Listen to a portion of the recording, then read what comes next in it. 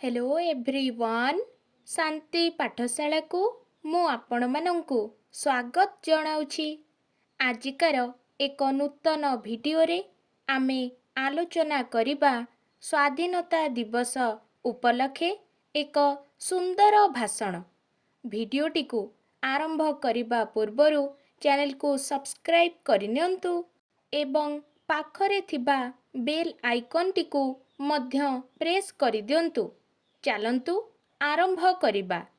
सम्मानीय सभापति महोदय, एठारे उपस्थित मोर पूज्य गुरुजी गुरुमा, छोट बड़ भाई ओ भौणी माने एवं सभारे उपस्थित पूज्य विचारक मंडली, आजी आमे एठारे काहींकी एकत्रित होइछु ताहा समस्तंकु ऊणा अधिके जणा। आजी हेउछि स्वाधीनता दिवस। स्वाधीन शब्दटी समस्तंक पाई स्वागत योग्य। पराधीन कष्टदायक। जन्म ठारू मृत्यु ओ मृत्यु ठारू जन्म समस्ते स्वाधीनता चाहंती। दुर्बलतार सुजोग नेई दृढ़ एकतार अभावरु शत्रु माने आम देश को प्राय 200 वर्ष पर्यंत अधिकार करिथिले। सेतेबेले कथा कहिबा, काम करिबा, खाइबा पीबा, बसिबा उठिबारे आमर स्वाधीनता नथिला। इंग्रेज माने जेउ ईस्ट इंडिया कंपानी गढ़िथिले, सेही कंपानी किछिटा वर्ष मध्यरे समग्र भारत भूखंड को करायत करिनेले। 1757 मसीहार पलासी युद्ध, 1774 रे बक्सार युद्ध परे भारत छिन्नमस्ता होई गला। जेउ मुंड ऊर्ध्वमुखी थिला से अधोमुखी होई गला।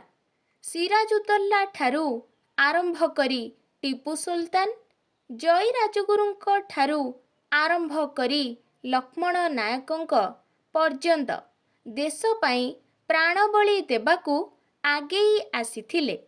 शत सहस्र नरनारी, युवक युवती, छात्र छात्री, वीर साहसी योद्धा भारतर स्वाधीनता लागी वज्र संकल्प कले। सेमाने चाहुथिले रक्त बदलरे मुक्ति, पराधीन बदलरे स्वाधीन। 1857 मसीहारे सिपाही विद्रोहरे झांसी राणींक रणहुंकाररे इंग्रेज माने चमकी पड़िले। जगदीशपुर जमीदार कनवार सिंह इंग्रेजंक मुकाबिला करी निज हाथकू निजे तरबारी रे काटी गंगा को उत्सर्ग कले।